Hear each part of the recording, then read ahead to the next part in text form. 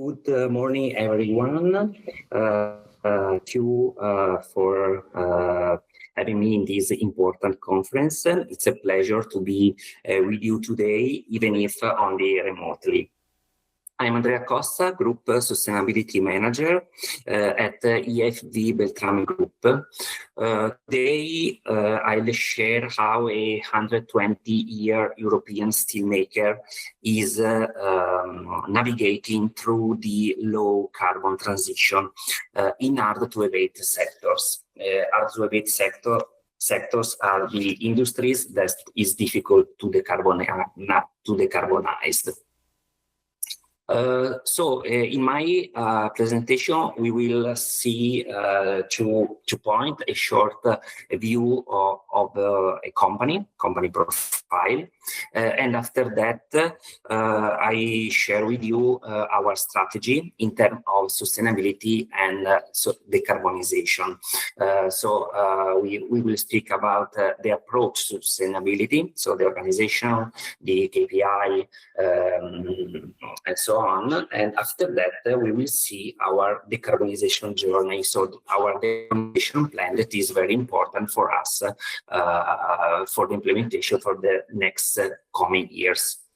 And after that, we will speak about Calibria, that is our carbon neutral steel. Let's start with a few words about the group. AFV Beltrame is a multinational steel company based in Vicenza, in north of Italy, founded in 1890s. So it has a very good history, with more than 2,500 employees, 7 plants and 12 rolling mills, and 4 electric arc furnace mills. The group serves more of 40 countries through Europe. In 2023, AFV Beltrame also bought 12 hydroelectric plants across 10 sites located also in north of Italy. We will see in the coming slide. The mission is to produce the production of merchant bars. We are a leader in production of merchant bars, beams, but also steel for reinforced concrete, and also special steel. Our vision is to integrate business development, quality of product, also pay attention to people, respect also the respect our environment, and also to our purpose is also the economic growth. Beltrame Group is a family group with 5 generations, and so it's a very long history.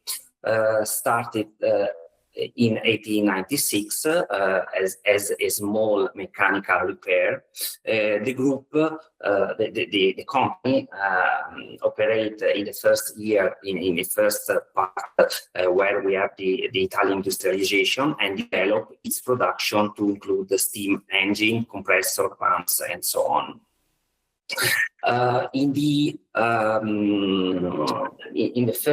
Before the First World War, we have energy. So the founder built an electrical grid to connect directly an hydroelectric plant, because we have also hydroelectric plant.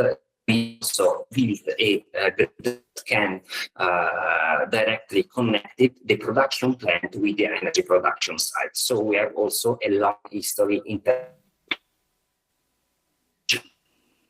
The company also evolved. So we established the first electric arc furnace with tonnage that will be larger during the years. And the 80s and in the 90s, we developed a European strategy. First of all, we transfer the production plant here in the industrial area of Vicenza with a new plant. But after that, we acquired also one of the European main competitors in north of France, that is LME, Laminate Marchand European. In the expansion process continue into the new millennium with the strategic acquisition also in Italy with the Siderurgica Ferrero, but also in Switzerland with Stahlgräberfingen, and in Romania with the Donalam plant. In the last years, in 2022, the group bought another plant in Romania, that is Costa Goise, that will be another steel mill plant.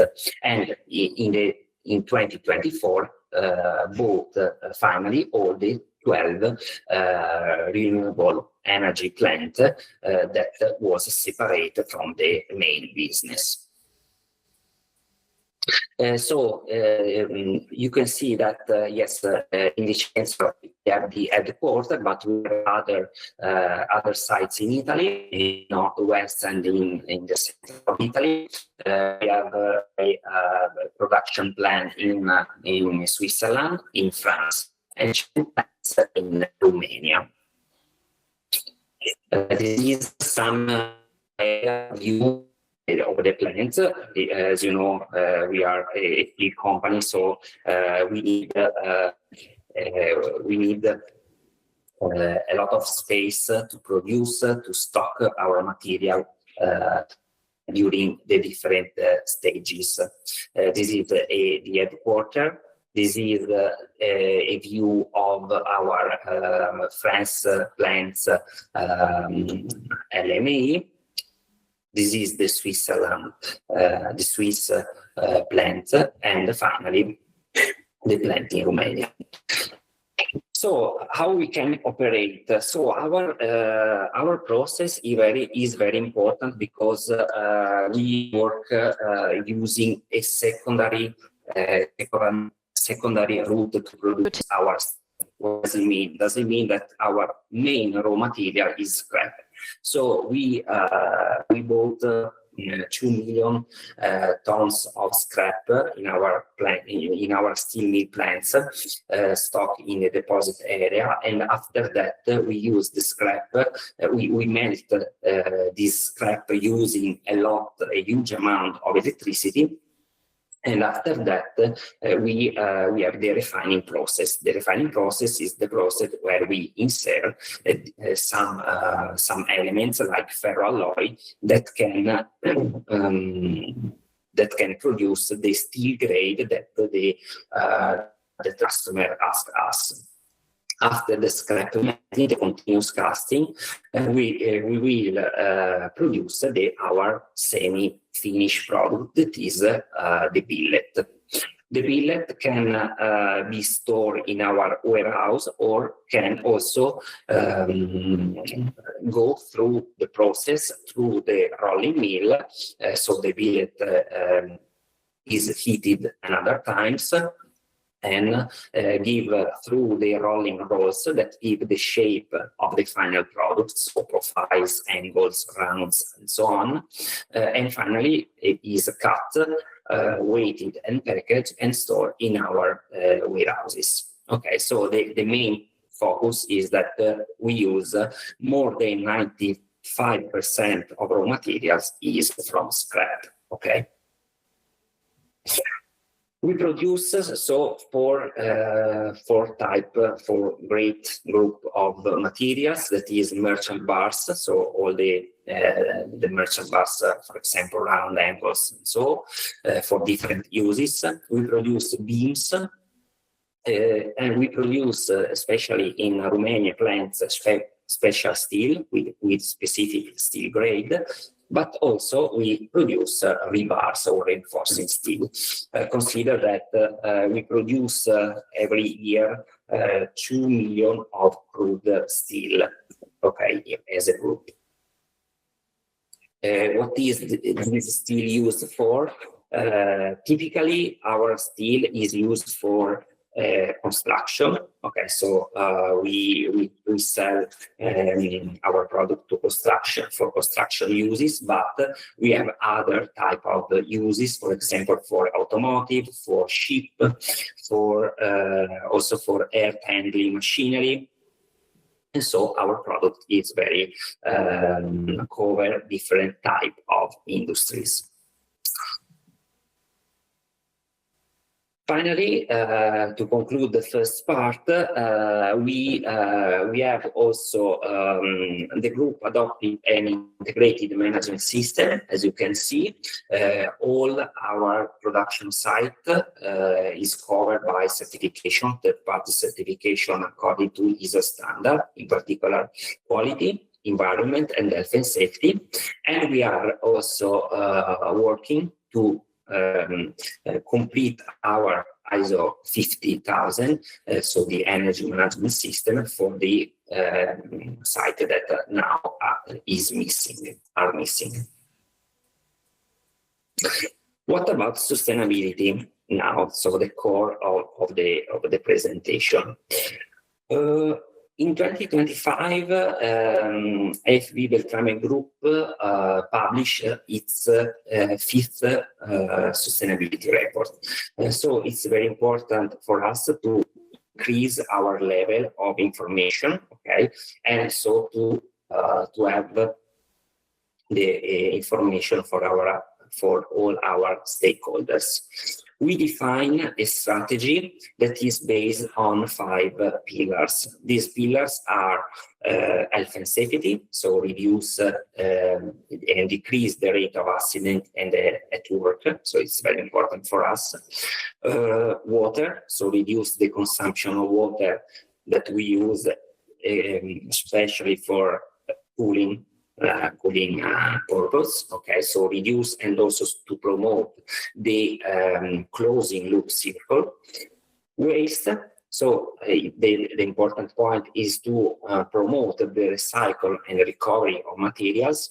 We operate in circular economy because, as I said before, more than 95% derive from scrap. But also we have more than 92-93% of waste that is recovered and recycled. And after that, but we will see during the speech, the 2 other pillars of the sustainability plan is to reduce electricity and natural gas consumption. So electricity for the melting process and natural gas consumption, especially for the rolling mill process. And so also to reduce our carbon footprint. Okay, so we are in the hard-to-abate sector, so it's difficult to decarbonize our industry.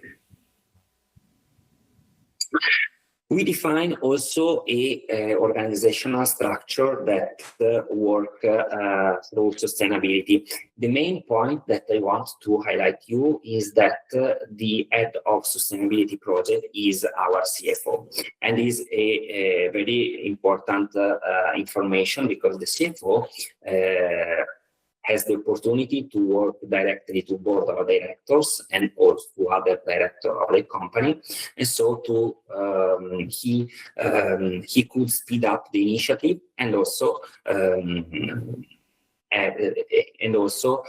he gives the strategic view to all the company.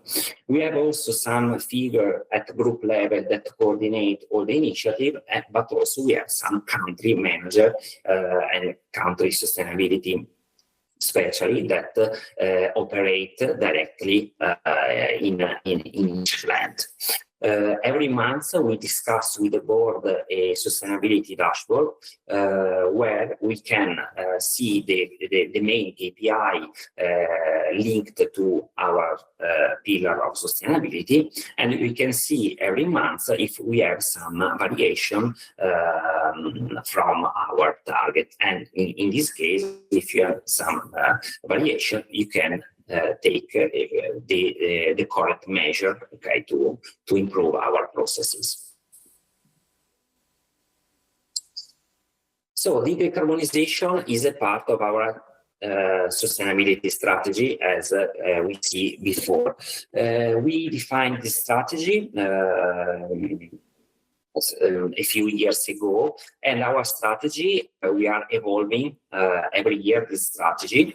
Okay, our strategy is based on 4 main points, and the points are the quantification of CO2, of the emission, the definition of the solution, the initiative that can reduce the CO2 emission.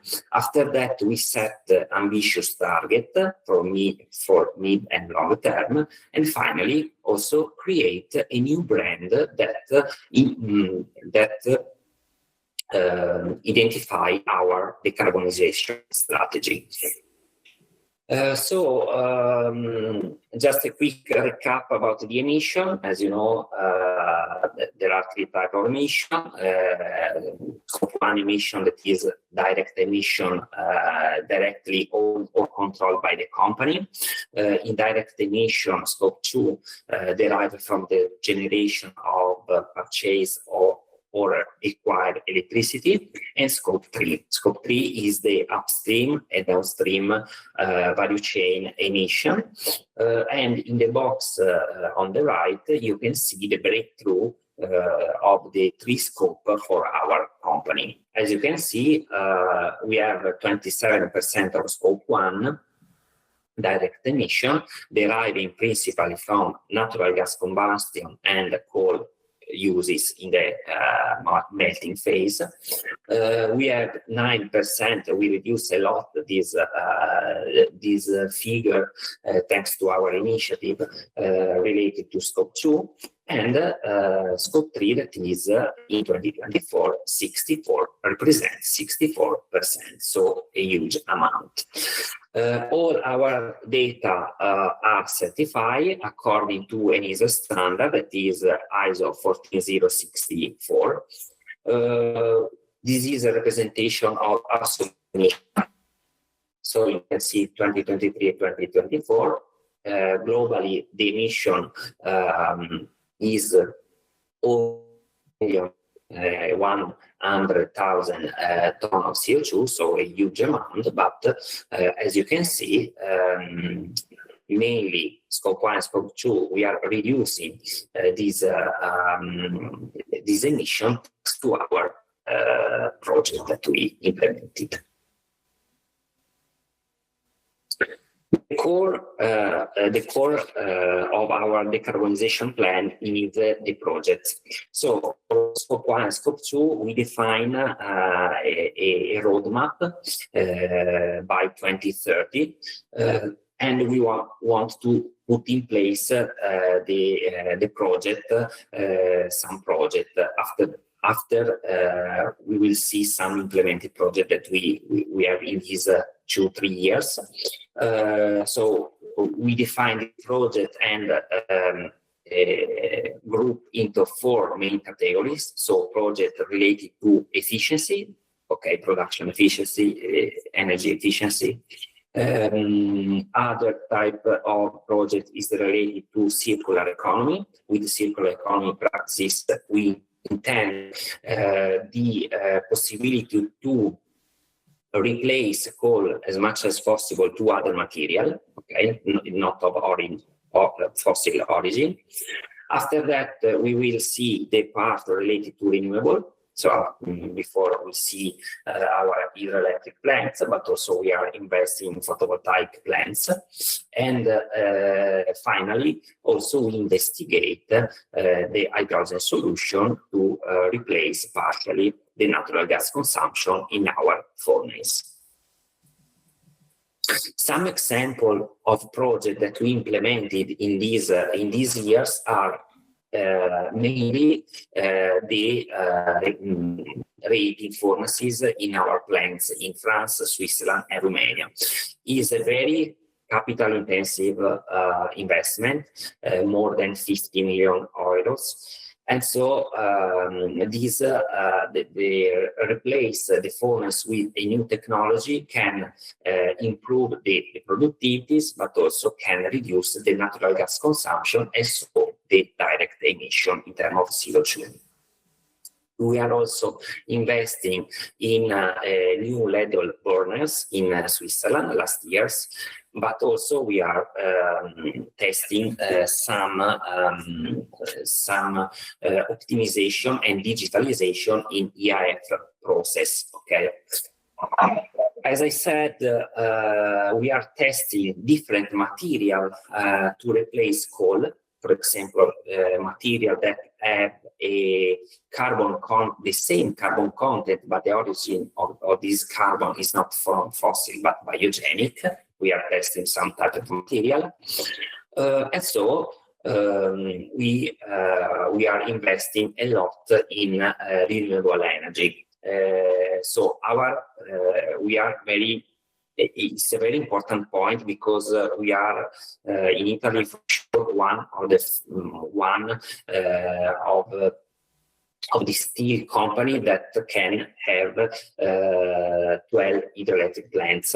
Okay, and so this is important point because we can produce a lot of renewable energy by ourselves, more than 160 gigawatt hour per year. Okay, so 30% of the energy consumption of Italian needs is covered by this type of energy. Our hydroelectric plants is from a reservoir, but also a run-of-river technology. It depends on where it is located. We are investing also directly in photovoltaic plants on the roof of our warehouses, for example, in Gerofingen, but also in San Giovanni Valdarno, in the rolling mill here in Italy. But also we are investing through the Green Energy Purchase Contract, PPA formula. About Scope 3, we know very well that more than 60% of our indirect emission is the Scope 3. The two spots are the purchase of the material. Okay. So the other hotspot is the upstream and downstream transportation. What I'm doing, the main approach in this topic is to involve our stakeholders in order to gather better quality information, to have a specific emission factor, to have a better GHG inventory. So the purpose is to improve the amount of supplier-specific factor to substitute as much as possible the database emission factor.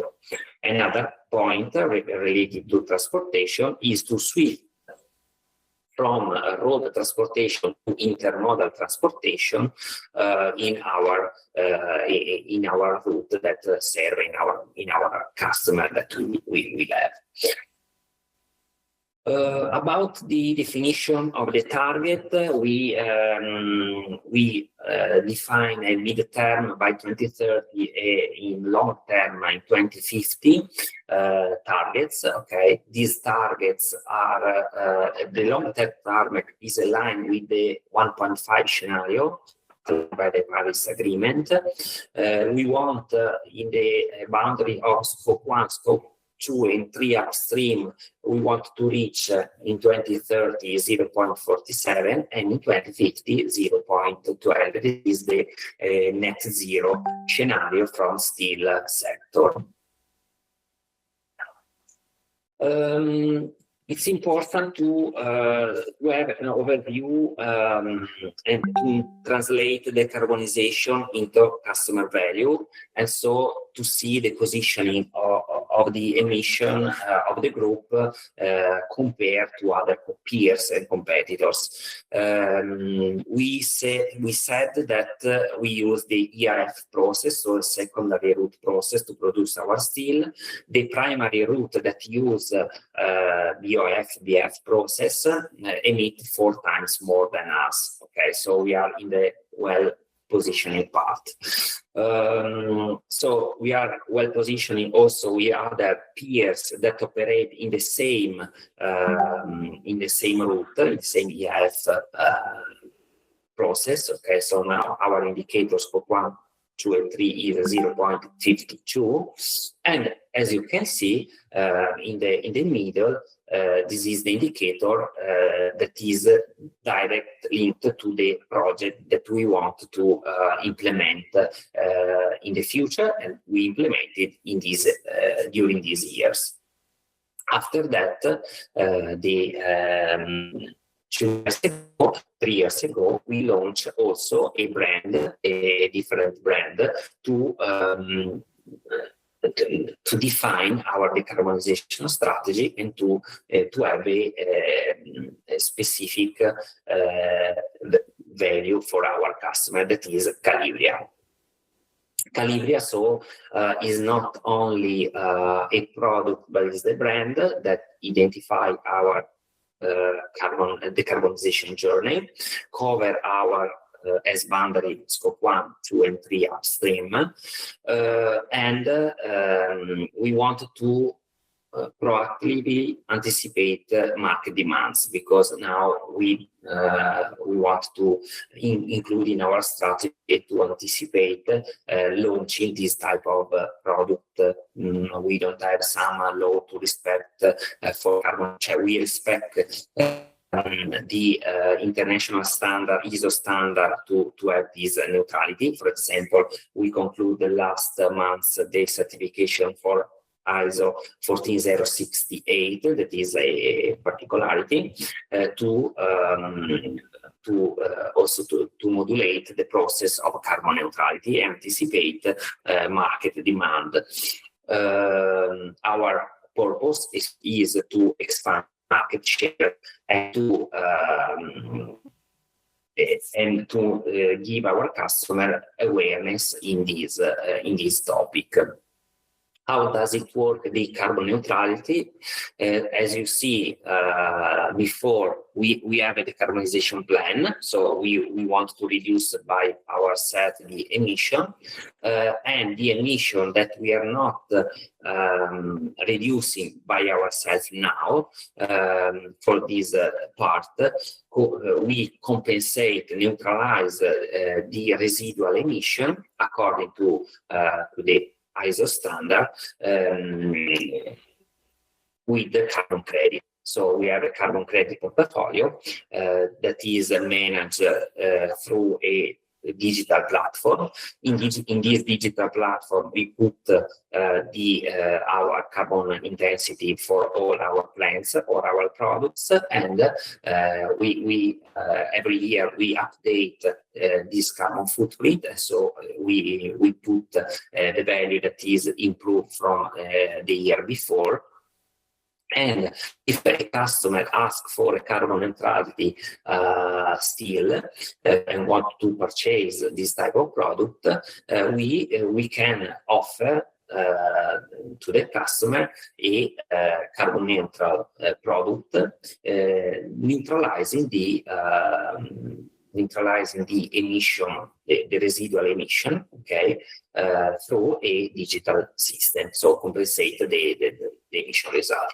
After that, we release to our customer a certification opinion that is from the third part, body third part, that confirm that all the passages works, and the customer can have a carbon neutral product. Okay, so this is a video, but you can also see visiting our website. And so, finish my presentation.